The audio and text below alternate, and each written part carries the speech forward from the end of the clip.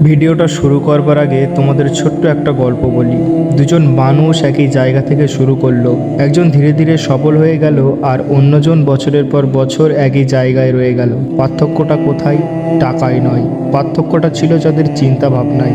আজকের ভিডিওটাতে আমরা জানবো গরিব মানসিকতা আর সফল মানুষের মানসিকতার মধ্যে কিছু পার্থক্য, যা আপনার জীবনকে নতুনভাবে ভাবতে সাহায্য করতে পারে। প্রথমে একটা বিষয় পরিষ্কার করে নেওয়া দরকার, এখানে গরিব মানসিকতা বলতে অর্থের অভাবকে বোঝানো হচ্ছে না, বরং এমন কিছু চিন্তাভাবনাকে বোঝানো হচ্ছে যা মানুষকে এগিয়ে যেতে বাধা দেয়। অন্যদিকে সফল মানসিকতা হলো এমন অভ্যাস ও দৃষ্টিভঙ্গি যা মানুষকে ধীরে ধীরে উন্নতির পথে নিয়ে যায়।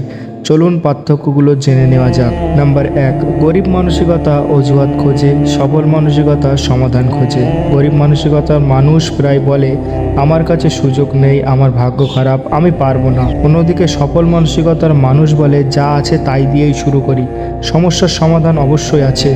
তারা অপেক্ষা না করে কাজ শুরু করে। নাম্বার 2, গরিব মানসিকতা শেখা বন্ধ করে, সফল মানসিকতা প্রতিদিন শেখে।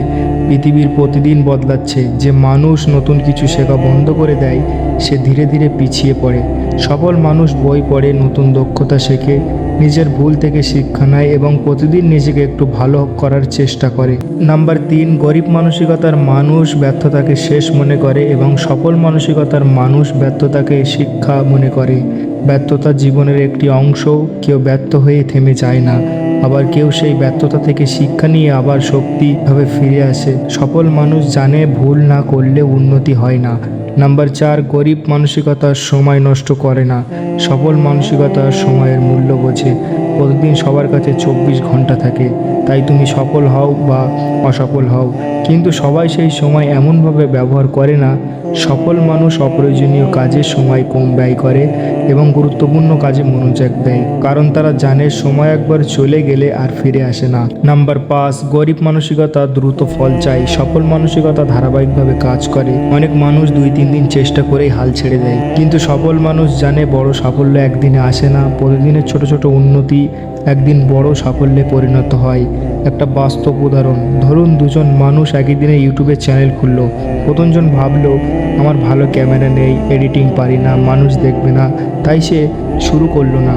দ্বিতীয়জন ভাবলো, যা আছে তাই দিয়ে শুরু করি, সে প্রতিদিন একটি করে ভিডিও বানাতে লাগলো। 1 বছর পরে কে এগিয়ে থাকবে, যে অপেক্ষা করেছে নাকি যে শুরু করেছে?